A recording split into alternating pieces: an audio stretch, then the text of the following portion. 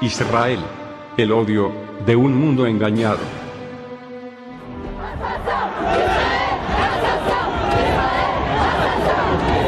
Mátenlo a todos, maten a los judíos, gritan en París. La ciudad se ha visto sacudida por actos de violencia y enfrentamientos entre policías y manifestantes pro-palestinos. Incidentes similares se han registrado en las últimas horas en Gran Bretaña, Jordania, Chile, Perú y Estados Unidos. Es indiscutible que Israel es el país más odiado del mundo. Hay razones objetivas que justifican, o, por lo menos, explican, ese odio, esa obsesión desproporcionada por condenar a un país pequeño en territorio y en población, cuando hay tantas otras disputas en el mundo. Analicemos a continuación algunas posibles causas del odio que muchos países e individuos en el mundo sienten hacia el Estado judío. Israel ocupa territorio de otra nación. Israel ocupó la Cisjordania en 1967, como consecuencia de su triunfo en una guerra defensiva. El territorio ocupado nunca había sido independiente. Estuvo bajo el control de Jordania del 48 al 67, de Gran Bretaña desde el fin de la Guerra Mundial hasta el 48, y durante los siglos anteriores. Fue provincia del Imperio Otomano. Hoy, Israel está dispuesto a entregarlo a la autoridad palestina, mediante negociaciones que decidan la frontera final, y que tomen en cuenta las necesidades de seguridad de Israel. Hay otras ocupaciones en el mundo que no producen protestas ni demostraciones de odio. Rusia ocupa las Islas Kurile, que pertenecían a Japón hasta el final de la Segunda Guerra Mundial, lo cual impide que hayan transcurrido más de 6 décadas. Los dos países aún no han firmado la paz. Pero esto no molesta a nadie en el mundo. Tíbet perdió su independencia y fue absorbido por China, desde que el ejército chino derrotó al débil ejército tibetano, en el año 1950. Esto tal vez moleste al Dalai Lama, a sus seguidores, y a los tibetanos étnicos, pero a nadie más. Turquía ocupa gran parte de la isla de Chipre, desde su invasión en 1974. Lo cual no produce protestas de nadie, excepto tal vez de los griegos chipriotas. Sáhara Occidental está ocupada por Marruecos. ¿A alguien le interesa? A raíz de la derrota de Alemania en 1945, 13 millones de alemanes étnicos, que habían vivido durante cientos de años en lo que se llamaba Prusia Oriental, fueron expulsados, y Prusia Oriental desapareció del mapa. Ni siquiera Alemania se queja. El hecho de que Israel ocupa la Cisjordania no es la causa del odio, es solo un pretexto. Los que acusan a Israel de violar los derechos humanos, de árabes, israelíes, y de palestinos, son los mismos a quienes no les interesa lo que ocurre en el Sudán, en el Congo, en Ruanda, en China, en Siria, en Egipto, y en tantos otros países, donde los gobiernos no respetan los derechos humanos. Persiguen a minorías étnicas y religiosas, consideran a las mujeres ciudadanos de segunda categoría. Acusar a Israel de genocidio y violación de derechos humanos, acto de la más pura hipocresía, que ignora a los verdaderos culpables, no es la causa del odio, es solo un pretexto. En las Naciones Unidas, hay 21 países árabes y solamente uno judío. Criticar o difamar a judíos no acarrea riesgos, por el contrario gana popularidad. Son pocos los conferencistas simpatizantes de Israel que son invitados a dar una conferencia. Los que expresan antipatía y odio son bienvenidos y aplaudidos en todo el mundo. Artículos que expresan simpatía y comprensión a Israel no son publicados, ya que los periódicos reservan sus espacios a columnistas que apoyan incondicionalmente a los palestinos. La primera pregunta, pues, es: ¿por qué tanta gente inteligente, cuando habla sobre Israel, se vuelve absurda? El problema que tenemos, quienes no satanizamos a Israel, es que no existe el debate sobre el conflicto. Existe la pancarta, no nos cruzamos ideas, nos pegamos con consignas. No gozamos de informaciones serias, sufrimos periodismo de hamburguesa, como si fuese comida rápida, lleno de prejuicios, propaganda y simplismo. El pensamiento intelectual y el periodismo internacional ha dimitido en Israel. No existe. Es por ello que cuando se intenta ir más allá del pensamiento único, pasa a ser sospechoso, insolidario y reaccionario. Y es inmediatamente segregado. ¿Por qué? Hace años que intento responder a esta pregunta. ¿Por qué? Porque de todos los conflictos del mundo, solo interesa este. ¿Por qué se criminaliza a un pequeño país que lucha por su supervivencia? ¿Por qué triunfa la mentira y la manipulación informativa con tanta facilidad? ¿Por qué todo es reducido a una simple masa de imperialistas asesinos. ¿Por qué las razones de Israel nunca existen? ¿Por qué nunca existen culpas palestinas? ¿Por qué Arafat es un héroe y Sharon un monstruo? En definitiva, ¿por qué, siendo el único país del mundo amenazado con la destrucción, es el único al que nadie considera víctima? ¿Por qué no vemos manifestaciones en París o en Barcelona en contra de las dictaduras islámicas?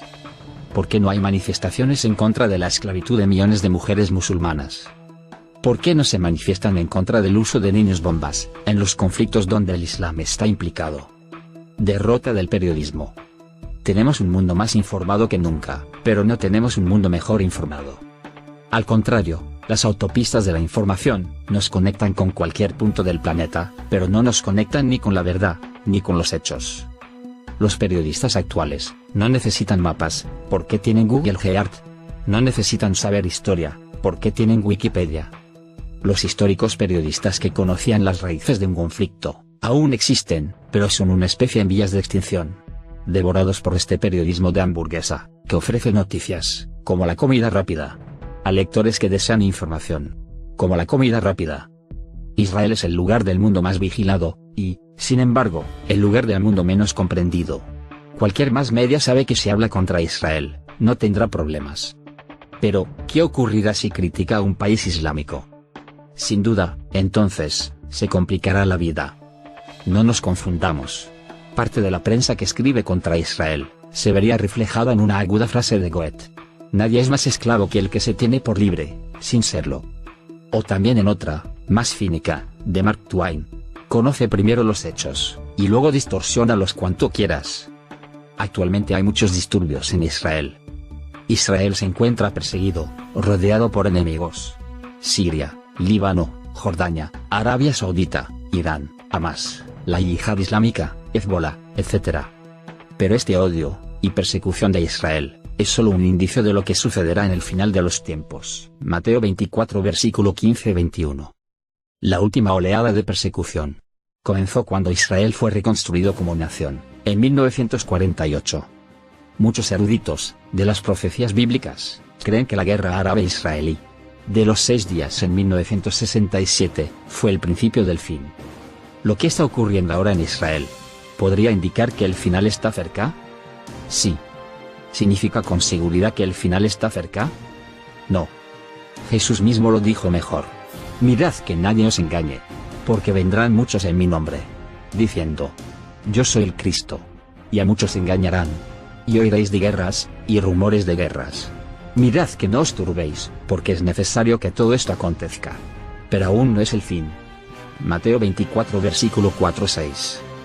Los perseguidores de Israel vendrán y se irán, pero la persecución permanecerá hasta la segunda venida de Cristo.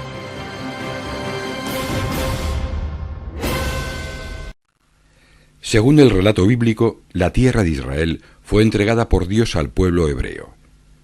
Sin embargo, la historia posterior resultará dramática. Durante 40 siglos, casi todo el tiempo lejos de la tierra prometida, el pueblo judío se mantuvo sojuzgado por potencias extranjeras como el Egipto faraónico, Babilonia, persas, griegos, sirios y romanos. Estos últimos lo erradicaron de Palestina y lo dispersaron por todo el mundo conocido. En los siglos siguientes, Palestina conoció varias dominaciones hasta que a partir del siglo VII será musulmana. Entretanto, los judíos fueron huéspedes mal acogidos por los pueblos donde se afincaron, sin apenas mezclarse. Eso les hizo mantener su identidad, pero también ayudó a generar odio y persecuciones. Ante las matanzas y expulsiones, una de las respuestas dada por el mundo judío fue el sionismo, ideología que defendía desde el siglo XIX el regreso a la antigua Palestina. Pero esta era ya parte del Imperio Otomano y en ella vivían unos 700.000 árabes. Poco a poco fueron llegando emigrantes judíos y entretanto estalló la Primera Guerra Mundial. Vencido el Imperio Otomano, Palestina fue puesta bajo mandato británico. Pero la Segunda Guerra Mundial cambió pronto la situación. El antisemitismo, el odio hacia los judíos, culminó en el Holocausto nazi con millones de judíos asesinados. Tras la guerra, el ambiente de culpabilidad que sacudió al mundo posibilitó la entrada en Palestina de más de 100.000 judíos. La convivencia se volvió imposible, con luchas entre árabes y judíos y atentados contra los británicos. Finalmente, en 1947, la ONU dividió Palestina, con una zona internacional en torno a Jerusalén, otra israelí y una tercera formada por Gaza, Cisjordania y el Golán para los palestinos. Los árabes no aceptaron la partición, la tensión se acrecentó y los británicos se retiraron. En 1948, Ben Gurión proclamó el Estado de Israel sin acogerse a los límites impuestos por la ONU. Rápidamente estalló un conflicto que, 50 años después, aún no ha sido resuelto. La primera guerra árabe-israelí se produjo en 1948. La Liga Árabe lanzó un ataque sobre territorio israelí que fue rechazado por la aviación judía. Tras combatir en el Negev, los israelíes conquistaron Elat. En 1949 se firma el armisticio, por el que la Franja de Gaza pasa a Egipto. La paz, sin embargo, no aliviará la tensión. En octubre de 1956, en respuesta a las incursiones de comandos árabes de sabotaje y al cierre del canal de Suez y del puerto de Elat, Israel ataca a Egipto. Los israelíes lanzan varias incursiones fulgurantes sobre la península egipcia del Sinaí, pero los combates fundamentales se producirán cerca de Rafat, en la Franja de Gaza. Los egipcios se habían establecido en colinas fortificadas en torno a Rafah, con cañones antitanque, alambradas y campos de minas. 2 compañías israelitas asaltaron la colina 25 y después la cota gemela. Al mismo tiempo, la infantería asaltaba la colina 29. 4 compañías israelíes atacaron las colinas 36 y 34 bajo un intenso fuego de las posiciones egipcias que produjo numerosas bajas. Un batallón israelí cayó sobre la colina 5 y más tarde sobre la 10. La 8 fue la última en caer. Los egipcios fueron rápidamente expulsados de todas sus posiciones y al cabo de 30 minutos los israelíes seguían en dirección hacia su próximo objetivo, el Arís. Tras vencer en Rafat, los israelíes prosiguen su fulgurante avance por el Sinaí, que es conquistado en 3 días. La guerra de Suez culmina con la retirada egipcia y la ocupación israelí de la península del Sinaí y la Franja de Gaza, territorios de los que un año más tarde se harán cargo los cascos azules de Naciones Unidas. Sin embargo, la paz aún quedará muy lejos. Tras las guerras de 1948 y 1956, la tensión entre árabes e israelíes estaba lejos de disminuir. Egipto buscó el apoyo militar de Siria y Jordania, mientras que Israel fortaleció su industria bélica. En 1967, tras la retirada de las tropas de la ONU de la Franja de Gaza, el gobierno de El Cairo bloqueó el estrecho de Tirán. La respuesta israelí se produjo en las primeras horas del 5 de junio, tras percibir en los radares la aproximación de aviones egipcios y de unidades acorazadas que avanzaban hacia su frontera. El ataque de la aviación israelí logró destruir a los aparatos egipcios. Con dominio aéreo, la infantería israelí cayó cómodamente sobre los ejércitos egipcios del Sinaí, que contaban con 7 divisiones y unos 1000 tanques. La ofensiva judía se produjo mediante un triple avance. El lunes 5 de junio se tomó una amplia zona y la localidad de El Arís. El 6 de junio los israelíes prosiguieron su avance y ensancharon la franja conquistada, con los egipcios retrocediendo. Simultáneamente, el ataque israelí en el frente del Sinaí continuó por el norte, rompiendo la resistencia de las tropas egipcio-palestinas que defendían la Franja de Gaza. El miércoles, tercer día de la ofensiva, las fuerzas israelíes prosiguieron su rapidísimo avance y tomaron Bir et Tamara. El cuarto día de guerra, el ataque israelí en el Sinaí se hacía ya imparable.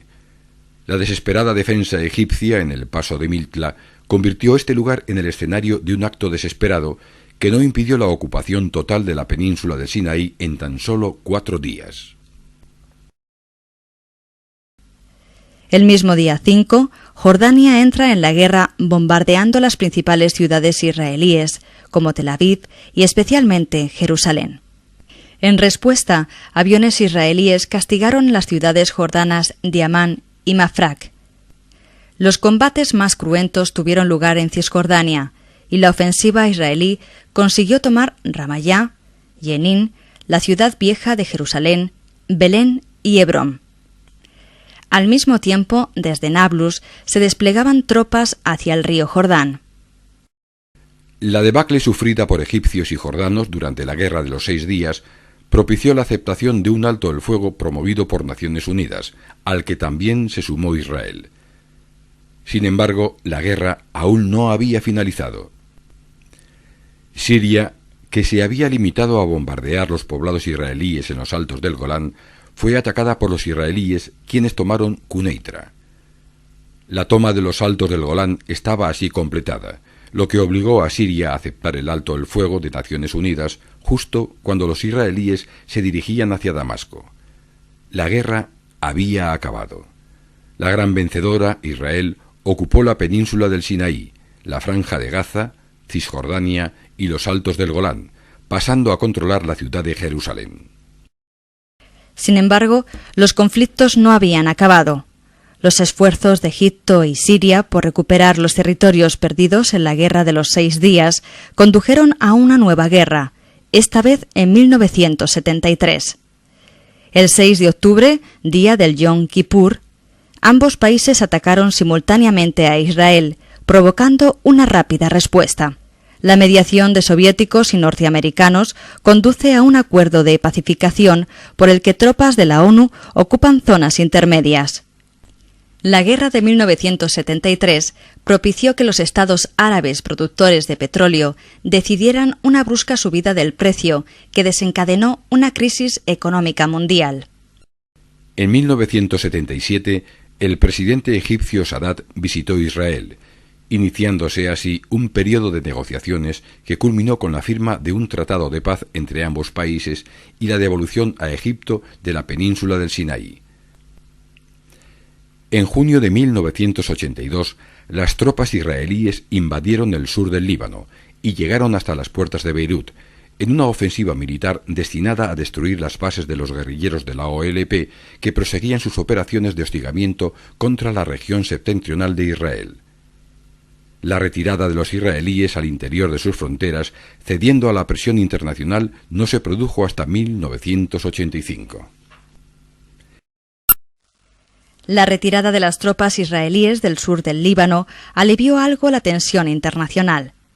Pero aún quedaba un gravísimo problema por resolver, la cuestión palestina. En 1987, el líder palestino Arafat lanza la campaña de movilización civil de los palestinos en Cisjordania y Gaza, conocida como Intifada, que dura hasta 1991. Los atentados y la violencia se instalan entre israelíes y palestinos, con un nuevo rebrote en septiembre de 2000. El conflicto de Oriente Medio, lejos de estabilizarse, parece estancado. Las negociaciones en busca de la paz no han acabado de dar sus frutos. La subida al poder de Ariel Sharon en Israel supuso una radicalización de la situación, agravada por los atentados terroristas por parte palestina. Por si fuera poco, la muerte de Arafat en noviembre de 2004 abre una incógnita muy difícil de despejar. La tregua es una pequeña oportunidad para dar tiempo a la diplomacia, pero por sí sola en realidad no dice nada. Israel convive con países árabes que ocupan una extensión 650 veces mayor a su territorio y en donde el cese del fuego siempre ha sido un paréntesis para una zona que desde su origen ha estado en permanente conflicto. Hay que remontarse a la segunda década del siglo pasado, cuando todo esto estaba bajo el protectorado del Imperio Británico, quienes por primera vez delimitaron un territorio palestino, como se ve, con límites bastante extensos. Junto con eso, Gran Bretaña hizo entonces una declaración de que en esta zona habría un hogar nacional judío, sin hacer, eso sí, mucha precisión. Eso alentaría el asentamiento de población hebrea que se fue instalando aquí de manera creciente. Pasaron los años hasta llegar a 1947, cuando Naciones Unidas aprobó lo que se llamó el Plan de Partición de Palestina en 2 estados. Uno, el verde, como se ve allí en el mapa, árabe, con el 46% del territorio, y uno judío, de rojo, con el 54%. Como se ve, no era compacto ni homogéneo y dividió la zona en 3 porciones apenas unidas. Los judíos aceptaron, pero no los árabes. Un día antes de que los británicos se retiraran de aquí, terminando así con su protectorado, Israel declaró su independencia y los países árabes le declararon la guerra e intentaron invadirlo. Se dio origen así a la guerra de 1948. Sin embargo, Israel ganó esa guerra y aumentó su territorio. Por eso es que se coloca más de rojo ese mapa. Solo 2 zonas no cayeron entonces bajo su dominio. ¿Cuáles fueron? Cisjordania, que quedó controlada por Jordania, y la Franja de Gaza, que quedó controlada entonces por Egipto. Pasaron los años, llegamos a 1967, Israel enfrentará un nuevo conflicto bélico con sus vecinos. Fue la Guerra de los 6 días, llamada así porque en solo 6 días su ejército conquistó Cisjordania y Gaza, por eso es que cambian de color en el mapa. Pero también avanzaría luego en otras zonas, como en Jerusalén Este, la península del Sinaí y también en los altos del Golán. En el futuro habría más guerras y estos territorios serían negociados o devueltos. No así estos dos, Cisjordania y la Franja de Gaza. Se llegaría así a las negociaciones de paz de 1994. Eso permite la creación de la Autoridad Nacional Palestina para que los árabes ejercieran el dominio político, realizando elecciones en sus territorios. Por eso es que se coloca de verde en el mapa para señalar la Autoridad Nacional Palestina. Si bien Israel se retiró de la Franja de Gaza en el 2005, mantiene asentamientos, como se ve allí en el mapa, en Cisjordania, con el argumento de asegurar sus fronteras. ¿Y por qué razón? Entendamos eso. Porque, por ejemplo, el ancho de este territorio es de 70 kilómetros. Los israelíes dicen que un avión enemigo puede cruzarlo en solo 4 minutos y que poner un avión de los suyos en el aire para la defensa requiere de al menos 2 o 3 minutos. Por eso es que necesitan resguardar sus fronteras, es el argumento que dicen. Pero los territorios palestinos de Cisjordania y la Franja de Gaza, como se ve aquí, no solo están separados físicamente, también lo están políticamente. Claro, porque aquí gobierna la facción moderada de Al-Fatah y aquí, en la Franja de Gaza, desde las elecciones del 2007 lo hace Hamás. Vamos entonces concretamente a la Franja de Gaza. Hamás no reconoce la existencia de Israel y reclama un Estado islámico en los territorios judíos. Israel la considera una organización terrorista que ataca con cohetes y a través de túneles y que se van internando en su territorio, como se ve allí en nuestra gráfica. Por eso, desde el 8 de julio, Israel respondió con bombardeos. El problema es que la mayoría de los muertos son civiles y cientos son niños, y las bombas han caído incluso en refugios de la ONU que están claramente identificados y advertidos. Así, son muchos los países que consideran, como lo hizo Chile al traer de regreso a su embajador, que estas operaciones en Gaza vulneran el principio de proporcionalidad en el uso de la fuerza, requisito indispensable para justificar la legítima defensa.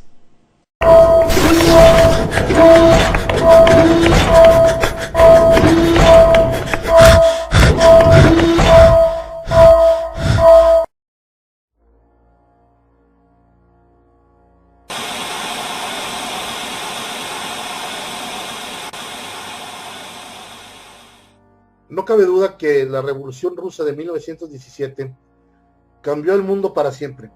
No solo exterminaron o casi exterminaron a la familia Romanov, que tenía generaciones de gobernar este país, pues, y en este evento surgieron diversas leyendas, por ejemplo la leyenda de Rasputín, la leyenda que si la princesa Anastasia estaría viva, etc. La realidad es que exterminaron prácticamente a toda la familia real. Se instaló un estado, el Estado soviético, que todos hemos conocido, con el gobierno de Lenin y posteriormente el gobierno de Stalin. Y Rusia creció durante la Guerra Fría de una manera impresionante a través de sus grandes recursos naturales y un gran poder bélico que ha estado desarrollando durante todos estos años. Pues bien, Después de la caída del comunismo y cuando empieza una nueva Rusia, nace la Federación Rusa como la conocemos actualmente, mucha gente pensábamos que ya sería un país más sin que tuviera una participación activa en la geopolítica futura, o cuando menos en los próximos años. Eso se pensaba cuando cayó el comunismo, cuando inició la Federación Rusa. Sin embargo, las cosas parece que no son así. En estos últimos meses, como todos sabemos, existe ya una guerra civil en Ucrania. Ucrania es un país, aproximadamente 44 millones de habitantes. Fue anexado después de la caída más bien, un poquito más de historia. Ucrania fue simpatizante de Hitler durante la Segunda Guerra Mundial. Cuando cayó el gobierno de Adolfo Hitler y terminó la Segunda Guerra Mundial, Stalin y Rusia y la Unión Soviética se anexaron Ucrania. Y hubo mucho descontento en la gente que vivía en este país. ¿Por qué? Porque hubo mucha persecución de parte de los soviéticos contra ex colaboradores de los nazis. Posteriormente, en 1991, ya cuando existía la Federación Rusa, Ucrania se declara independiente y se convierte en el segundo país más habitado de Europa, pero además estaría entre el tercer o cuarto país con poder nuclear. Adicionalmente a esto, Ucrania es un país que es un crisol de diversas culturas. Por un lado está gente pro-occidental, que estaremos hablando que sería la parte occidental del país, gente pues, que es pro-europea, digamos que y le gustaría formar parte de la Comunidad Económica Europea, adquirir las costumbres de Europa. Y por el otro lado está la parte oriental del país, que es en su mayoría de origen ruso, que sí empatizan o siempre han simpatizado con los regímenes tanto soviéticos como el de la Federación Rusa. Pues bien, estas tensiones provocaron que hace unos meses el presidente Yanukovych, prorruso, fuera derrocado y se instaurara en su lugar un gobierno aparentemente civil. Más sin embargo, han existido muchas especulaciones sobre quién estaba detrás de este gobierno ucraniano, esta nueva administración que hay en Kiev, la capital de Ucrania, ya que se ha detectado que este gobierno pro-occidental tiene entre sus, líneas una gran influencia nazi o neonazi. Por el otro lado, las personas que son, ahora sí, prorrusas, pues están deseosos de pertenecer a lo que es Rusia. Rusia, dentro de toda la problemática económica que ha tenido, ha venido siendo, a través de Vladimir Putin, que hay que reconocer, es un personaje muy, muy interesante de estudiar. Vladimir Putin es un exagente de la KGB, estuvo muy activo durante la Guerra Fría, es un político muy hábil, muy inteligente, conoce las leyes de Maquiavelo como pocos políticos del mundo, y sobre todo ha tenido la habilidad y la inteligencia y la sagacidad de poner en jaque de una manera diplomática, por llamarlo de algún modo, pero a la vez enérgica, a todo el mundo occidental.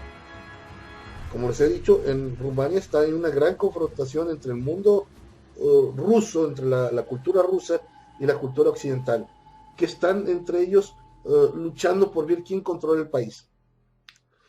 En la parte sur de Ucrania existe una península llamada Crimea, donde existe uno de los principales puertos de Ucrania o de la Federación Rusa en este momento, que es el puerto de Sebastopol. Es donde existe una de las mayores bases rusas navales. Pues bien, se sabe de que grupos de hombres armados con uniformes militares llamados autodefensas, algo similar a lo que pasó aquí en Michoacán, pero en un contexto muy diferente, tomaron control de este país, de esta región, que hace unos días, a través de un referéndum, se declararon independientes de Ucrania. No solo eso, sino que además el gobierno ruso negó que fueran soldados rusos. Sin embargo, Occidente, Obama y la Casa Blanca y Angela Merkel, la dirigente de Alemania, afirman que no eran autodefensas civiles, sino soldados, spendants rusos, totalmente entrenados, comandos bien entrenados, los cuales habrían tomado el control de esa región de Crimea y haber hecho todo lo posible, apoyado para la anexión de esa región a Rusia, lo cual le quitaría a Ucrania el poder sobre el Mar Negro. Por otro lado, tenemos que la parte prorrusa está siendo atacada por fuerzas ucranianas, en su mayoría se afirma que son neonazis que están cazando a los ciudadanos prorrusos que viven en esta parte del país. Todo esto se está conformando en un crisol, lo cual ha llevado una tensión geopolítica bastante interesante y bastante densa. Por un lado, las potencias occidentales apoyando a un gobierno títere, y por otro lado, Rusia invadiendo Ucrania de una manera silenciosa. Algo muy similar a lo que pasó con Polonia cuando Hitler y Stalin la invadieron. Nomás que esta situación se está dando en Ucrania y en una situación muy delicada. ¿Por qué? Porque Vladimir Putin no se va a dejar amedrentar por Washington, ni por Obama, ni por la Comunidad Económica Europea. Vladimir Putin ha tomado a buen recaudo, como se diría, tomar ciertas previsiones. Entre ellas, ha modificado el esquema económico de Rusia de este modo. Ha empezado a emitir rublos de oro. Es decir, la economía rusa ya no se está basando en una especulación bancaria, sino en el patrón oro. Adicionalmente, está tomando los patrones o las guías que utiliza China para el manejo de economía y está emitiendo una serie de documentos bancarios o financieros para tener liquidez en caso de una guerra y eventualmente declarar una economía de guerra. Por otro lado, Rusia ha estado desarrollando en secreto cientos de armas muy peligrosas, muy poderosas, y tiene misiles nucleares apuntando a diferentes partes de Estados Unidos y de Europa también. Rusia también cuenta con aliados como Corea del Norte, como sería Irán, como sería en América Venezuela, posiblemente Cuba, Argentina tal vez. Tiene sus aliados, incluso en México hay gente que apoya directamente a Vladimir Putin. Vladimir Putin está en su concepción, como lo tiene el pueblo ruso, es una especie de patriota, por llamarlo de algún modo, que está devolviendo la antigua gloria que le fue arrebatada por los occidentales para crear un nuevo imperio. No sería un imperio soviético, no, Rusia no creo que vuelva al comunismo. Rusia tiene su propia identidad, ha sido un imperio poderoso, y yo creo que Vladimir Putin aspira a tener a llegar a una combinación de tanto el poder que tuvieron los zares en la antigua Rusia, como el poder que le dio el imperio soviético en tiempos de Stalin o Nikita Khrushchev.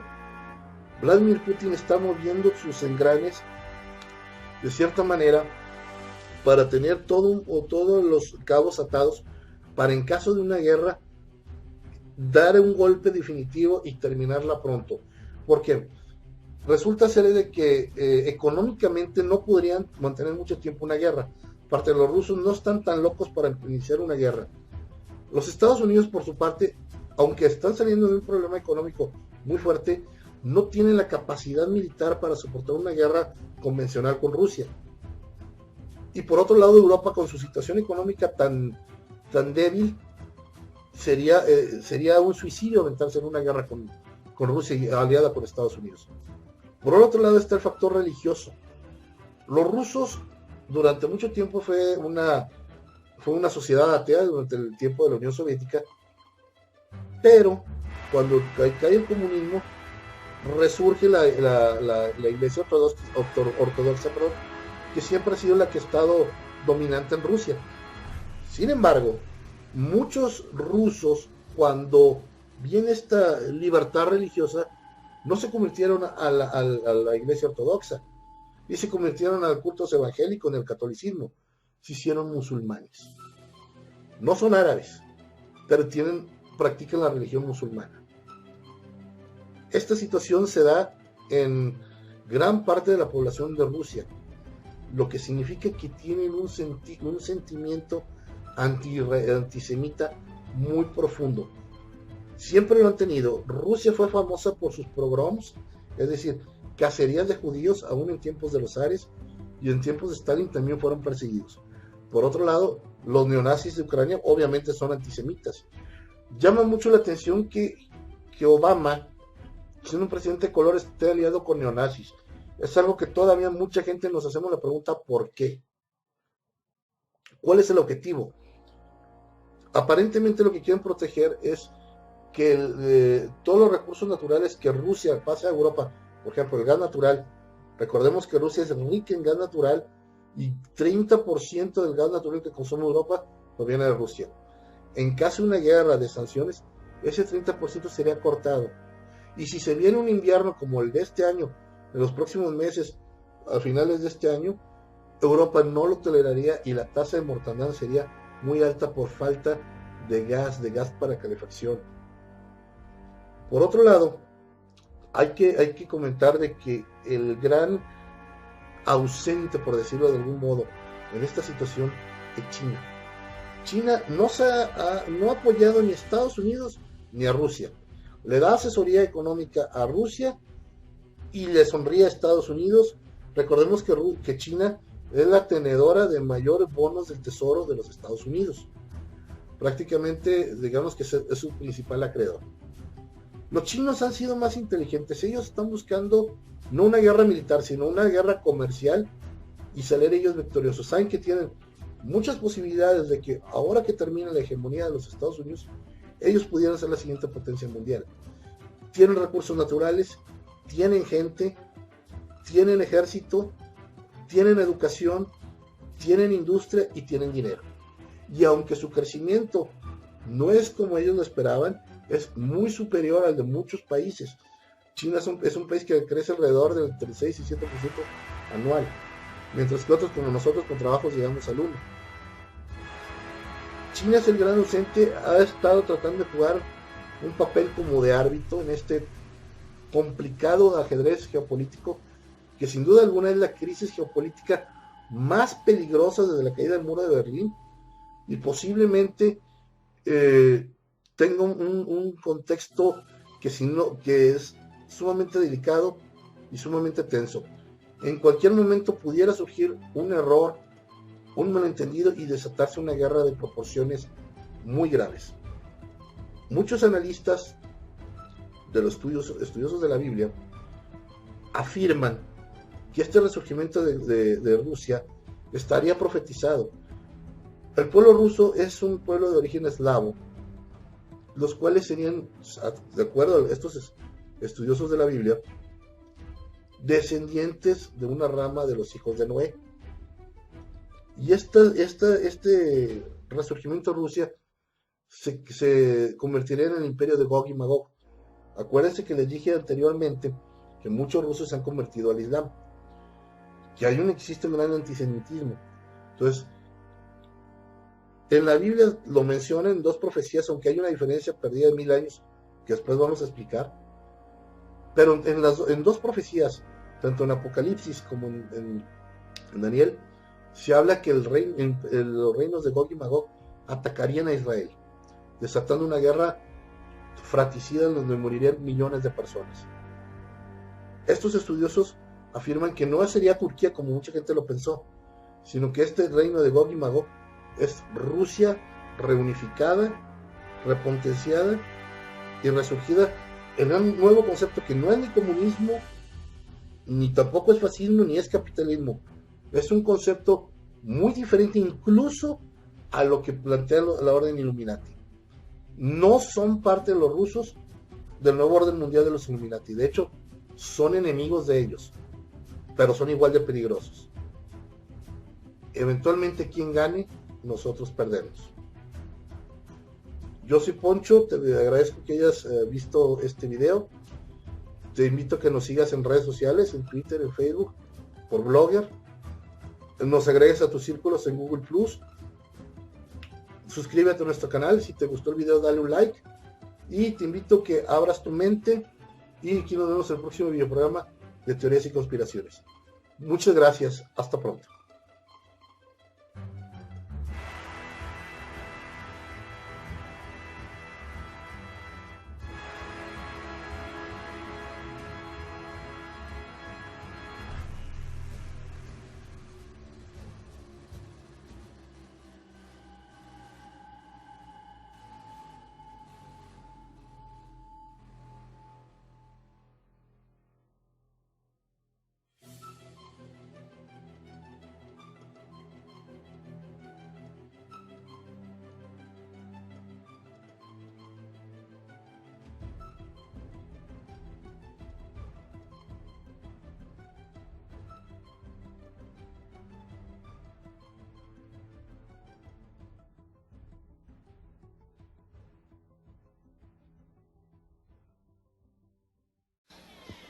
Ezequiel capítulo 38, verso 1 en adelante. Dice la Biblia que vino palabra de Dios sobre Ezequiel profeta. Y le dijo: Ezequiel, profetiza contra Gog, que así dice Jehová el Señor, que heme aquí contra ti, Gog. Bueno, ¿y quién es ese Gog que el Señor está contra él? Heme aquí contra ti, Gog. Oiga el resto. En el versículo 14 dice la Biblia: porque así dice Jehová el Señor, que cuando tú, Gog, ahí vuelve a hablarle a ese Gog, ya ahí vamos a ver los detalles. Cuando tú, Gog, veas que mi pueblo de Israel está en paz, vendrás de las partes más remotas del norte, tú y un gran ejército contigo. Y vendrás contra Israel, mi pueblo, como una nube que cubre la tierra. Y oiga lo que más nos importa a nosotros. Y eso será en los últimos días, dice Dios. Vea los detalles. Cuando tuviéramos los últimos días, lo sabríamos, porque al norte de Israel habría un poderío militar terrible, gigantesco, que va a invadir Israel en estos días que se acercan. Que cuando los reyes del oriente entren del este a través del Éufrates en seco, ese coloso del norte descenderá del norte hacia Israel con poderoso ejército a entrar en esa tercera guerra mundial. Eso será en los últimos días. ¿Se ha cumplido eso? Mire, cuando terminó la Segunda Guerra Mundial, eso ni en sueños se había cumplido. Porque el que está al norte de Israel es Rusia. Y cuando terminó la Segunda Guerra Mundial, Rusia estaba arruinada. Por poco Hitler acaba con ellos. Si no es por un invierno crudo que paró las maquinarias terribles de Blitzkrieg, de aquel diablo con cara de gente que se llamó Hitler, si no es por ese invierno, acaban con Rusia. Pero como esos eran los planes de Dios, y Hitler tenía los planes de él, pero papá tiene los de él puestos antes de la fundación del mundo. Lo paró en seco sin dispararle un tiro, con un invierno. Se le ríe el Señor en la cara al diablo y a sus diablitos. Alaba lo que el Señor le ama. Y después de ese invierno, los aliados lograron recuperarse y acabaron con Hitler. Hitler se fue al infierno. Mi alma te alaba, Jesús, y se acabó su dinastía, como se acaba la de todos los tiranos y toda la gente mala que hay abajo en la tierra. Sea bendito el Señor Jesucristo. Pero ese coloso del norte está ahí, Rusia, con poderío nuclear como pocas naciones, ejército tremendo. Ellos saben muy bien que van a invadir Israel. Eso lo tienen planeado desde cuándo. Lo que no saben que lo estamos hablando públicamente aquí ahora, aquí en este territorio de Los Ángeles, California. Alá, lo que el Señor le ama. Porque es que papá lo publicó, está en su palabra, está en la Biblia. Todos los secretos que las grandes naciones piensan tirar para adelante ahora están publicados por Dios para que nos los gritemos al público. Pero cuando ese coloso del norte apareciera, la década del 50, ya Rusia comenzó a tomar fuerza y descubrió la bomba de hidrógeno. Y cobró poderío y prestigio mundial. Década del 60, los primeros astronautas lo lanzaron ellos. En unas naves que se llamaban Sputnik, y el primero dio varias vueltas por allá arriba, se jactó de que no había Dios. Y bajó lo más feliz echándosela, no hay Dios. A los pocos días se mató en un accidente aéreo, acá bajitito. Y se fue al infierno, ahora sabe que hay Dios, pero es tarde ya. Mi alma te alaba, Jesús. Bendito sea el Señor Jesucristo. Ya es tarde. Hay que agarrarse a tiempo. Usted que vino aquí que no es salvo, agárrese en esta noche. No se vaya de aquí sin Jesús. No cometa ese error. No le dé la espalda a su Salvador. Él murió por usted. Él pagó el precio por usted. La paga del pecado es muerte. Pero Cristo murió en su lugar. Usted no tiene que morirse. Sea salvo. Viva por los siglos y los siglos con Él. Gloria a Dios. Poderoso Jesús. Hay poder en Jesucristo. Que sigue cuando ese día terrible de la Tercera Guerra Mundial venga del este, el Japón y la China Roja entrarán hacia Armagedón por el Éufrates en seco. Pero del norte descenderá esa maquinaria poderosa y terrible de Rusia para entrar en Jerusalén. Mi alma te alaba, Jesús. Ahora, según Juan vio y oiga esto que es lo nuestro, según Juan vio, cuando esos demonios se movían a provocar las naciones para entrar en esa tercera guerra mundial, dice que cuando ese movimiento estaba ocurriendo, pero la guerra no había comenzado todavía, estaba ocurriendo la provocación diabólica una nación contra la otra. Dice que entonces Juan oyó la voz del Señor que le habló. Apocalipsis 16, verso 15. Y Jesús le dijo, he aquí, Juan, que vengo como ladrón.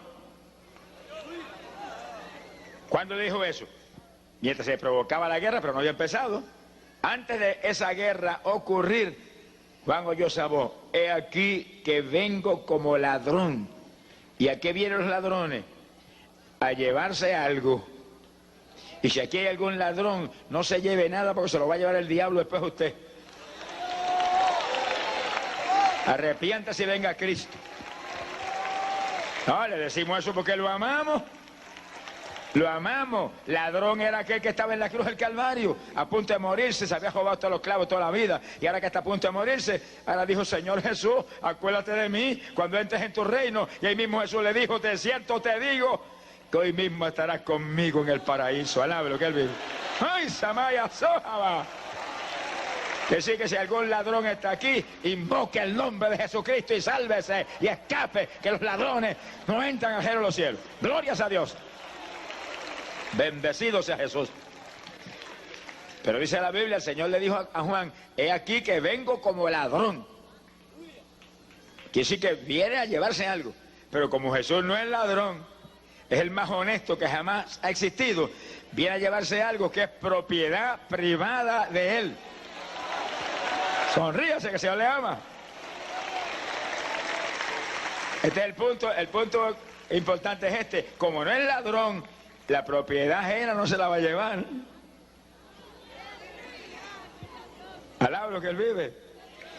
Se va a llevar la propiedad de él. ¿Cuántos de los que están aquí son propiedad privada de Jesucristo? Hubo gente que se le salió casi hasta el hombro. Alaba lo que él vive. Pero así es el asunto. Sea bendito el Señor Jesús. Viene a buscar su pueblo.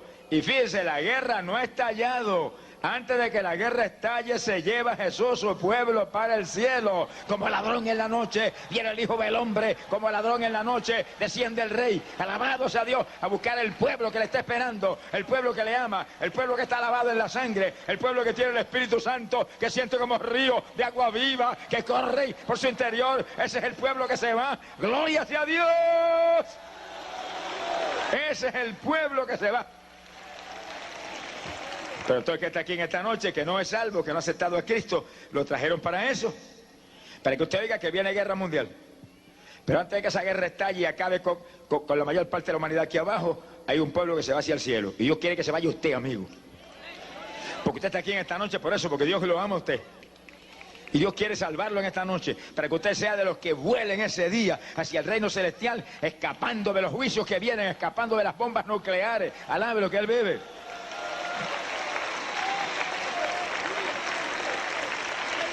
Mire, hace casi 2000 años, Jesucristo profetizó y dijo que viene tribulación tan grande, como nunca antes se ha visto ni se verá jamás.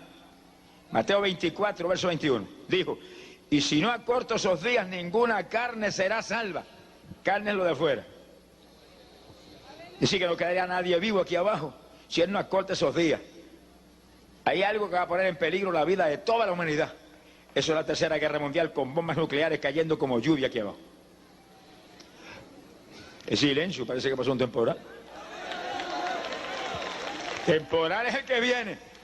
Pero cuando venga ese temporal, usted no esté aquí abajo, esté arriba, esté de bodas arriba, esté de fiesta con Jesús allá arriba. Avance y conviértase a Él y escape, que esto es palabra de Dios. Esto va a suceder, esto no hay quien lo impida, esto va a pasar. Pero los de Cristo Jesús escaparemos, porque como ladrón en la noche viene el Rey a buscarnos. ¡Glorias a Dios! Bendito sea su nombre. Aleluya. Poderoso Jesús. Vamos a adelantar algo que es para los mensajes de las próximas noches. Pero lo que vamos a adelantar solamente es un precepto ahí de un segundo. No se crea usted que nos van a levantar 5 minutos antes de ocurrir la guerra mundial. Nos van a levantar por lo menos 3 años y medio antes de ocurrir la guerra. Alábelo si puede. Lo vamos a probar con la Biblia en las próximas noches. Ahora no hay tiempo para eso hoy. Ese es este mensaje. Bendito sea Dios. Que sigue cuando la guerra mundial venga, hace rato que estamos paseando por las calles de oro en el cielo y comiendo y bebiendo en las mesas de Dios. Alabe lo que Él le ama. Hace rato que estamos arriba con millares de ángeles cantando cántico nuevo el Cordero y tocando cítara, arpa. ¿No sabe tocar arpa? Preocúpese que va a aprender en el cielo. Alabe lo que Él vive. Va a aprender arriba. Bendito sea Dios, Cristo viene, el fin se acerca, gloria sea Dios, bendito sea el Señor Jesús. Quiere decir que viene el día, se acerca a pasos agigantados en que los reyes del oriente que están ahí, esas dos naciones poderosas están ahí, pasarán en seco el Éufrates hacia la tercera guerra mundial en Armagedón, a Israel. Pero antes, un pueblo lavado con sangre, comprado con muerte, comprado con dolor, pasará no por el Éufrates, por las inmensidades de los cielos. Primer cielo, el de esta tierra. Y después le pasaremos por el lado de la luna. Mire la luna, qué linda está allá arriba. Mírela allá arriba. Qué hermosura. Le pasaremos por el lado de la luna y le diremos, luna, no vamos para ahí porque no somos lunáticos, vamos más lejos, alabe lo que Él vive. Es para arriba que vamos, es para el tercer cielo, es para el reino de Dios. ¡Hola, suma! ¡Poderoso Jesús!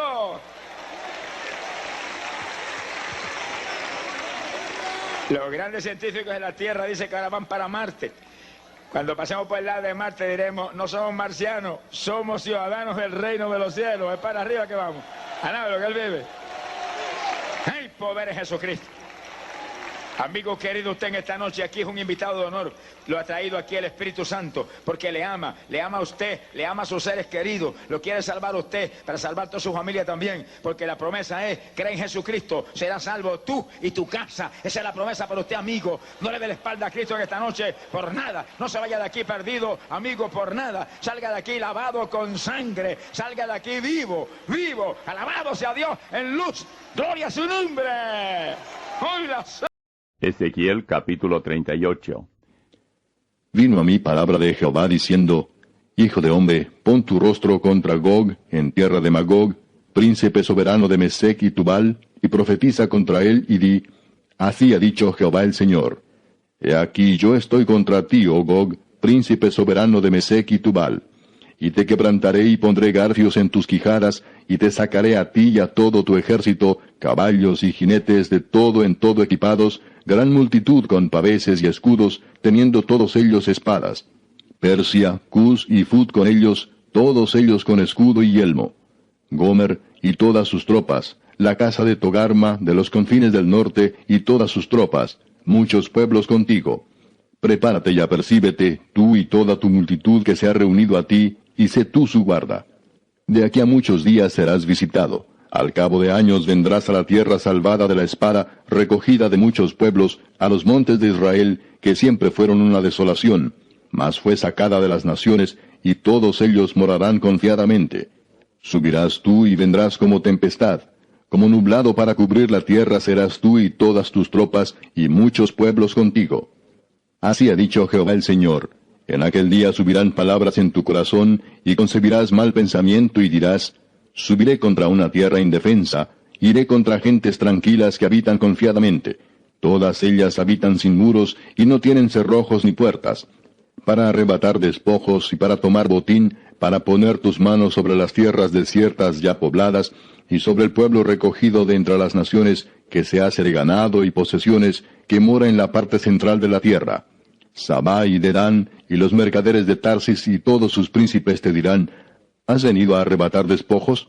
¿Has reunido tu multitud para tomar botín, para quitar plata y oro, para tomar ganados y posesiones, para tomar grandes despojos? Por tanto, profetiza, hijo de hombre, y di a Gog, así ha dicho Jehová el Señor. En aquel tiempo, cuando mi pueblo Israel habite con seguridad, ¿no lo sabrás tú?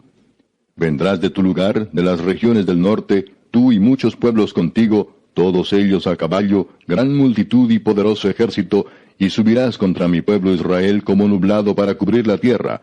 Será al cabo de los días, y te traeré sobre mi tierra para que las naciones me conozcan cuando sea santificado en ti, oh Gog, delante de sus ojos.